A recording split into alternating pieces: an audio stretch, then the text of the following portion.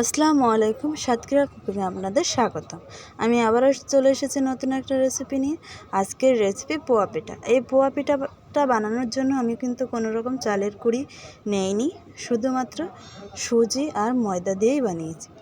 দেখুন আমি কিভাবে এই পোয়া পিঠাটা বানাই, দেখতে থাকুন। এই পোয়া পিঠাটা যে কতটা মজা সেটা আপনারা বাসায় ট্রাই করলেই বুঝতে পারবেন। এই পোয়া পিঠাটা বানানোর জন্য আমি নিয়েছি 1.5 কাপ ময়দা, 1 কাপ চিনি আর 1 কাপ সুজি। প্রথমেই আমি পিঠাটা বানানোর জন্য একটা মিক্সিং বোল নিয়ে নিয়েছি। সেটাতে আমি 1.5 কাপ ময়দা নিয়ে নিয়েছি, সাথে নিয়ে নিয়েছি সুজি আর নিয়ে নেব চিনি। এই তিনটি উপকরণ আমি শুকনো উপকরণগুলো আমি মেশাতে থাকব। ভালো করে শুকনোগুলো মিশিয়ে আমি এরপরে এটাতে সামান্য পরিমাণ লবণ ইউজ করব। এবার এই লবণটাকে আমি ভালো করে মিশিয়ে নেব। তারপরে আমি এটাতে হালকা কুসুম পানি গরম একটু একটু করে মেশাতে থাকব। পুরোটা একসাথে দিতে যাবেন না, তাহলে কিন্তু পানির পরিমাপটা বুঝতে পারবেন না। আমি কিন্তু অল্প অল্প করেই মেশাচ্ছি, ঠিক এভাবে কিন্তু মেশাতে হবে। আমি খুব সুন্দর করে মিশিয়ে নিচ্ছি।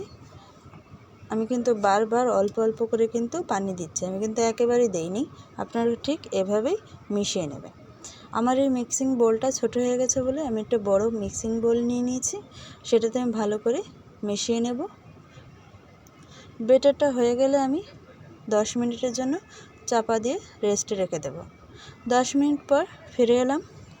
দেখুন পিঠার ব্যাটারটা কতটা ঘন হয়ে গেছে। এর ভিতরে আমি আরেকটু পানি অ্যাড করব, কুসুম গরম, যেহেতু ব্যাটারটা ঘন হয়ে গেছে তার জন্য।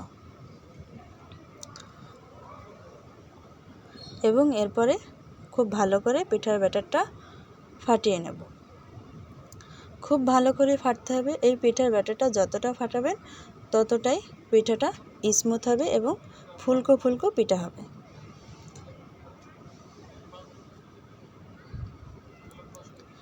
এবার আমি আগে থেকে চুলায় কড়াইতে তেল বসিয়ে দিয়েছি।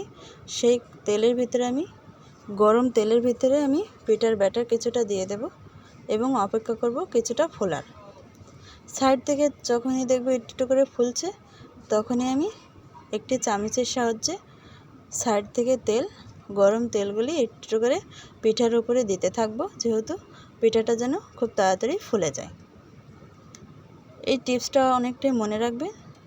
সাইড থেকে যত তেল গরমটা উপরে দিয়ে দেবেন ততটাই পিঠাটা ফুলে যাবে। দেখুন পিঠাটা কিন্তু আমার খুব সুন্দর ফুলে এসেছে। এবার আমি পিঠাটা উল্টে দেব। এই পিঠাটা বানানো যে কতটা সোজা, আপনারা বাসায় বানালে অবশ্যই সেটা বুঝতে পারবেন। এবার আমি পিঠাটা উল্টে ভালো করে এপিট ওপিট করে লাল করে ভেজে নেব। আমি পিঠাটায় চিনি দিয়েছি বলে পিঠাটা অতটা লাল হয়নি। আপনারা যদি গুড় ব্যবহার করেন তাহলে কিন্তু পিঠাটা খুব সুন্দর লাল হয়ে যাবে। দেখুন আমার পিঠাটা কিন্তু কত সুন্দর ফুলকো ফুলকো পিঠা হয়েছে। এভাবেই কিন্তু আমি পিঠা সবগুলো ভেজে নেব। আপনারা পিঠার ব্যাটারটা ঠিক যেভাবে বানিয়েছি সেভাবে যদি বানান তাহলে আপনারা পিঠাটা বানাতে সক্ষম হবেন। দেখুন আমার সবগুলো পিঠা হয়ে গেছে। এই পিঠার রেসিপিটা আপনাদের কাছে কেমন লাগলো অবশ্যই কমেন্টে জানাবেন। আর আমার চ্যানেলটিকে আপনারা শেয়ার, কমেন্ট, সাবস্ক্রাইব করে রাখবেন। এই রেসিপিটা দেখার জন্য আপনাদের অসংখ্য ধন্যবাদ।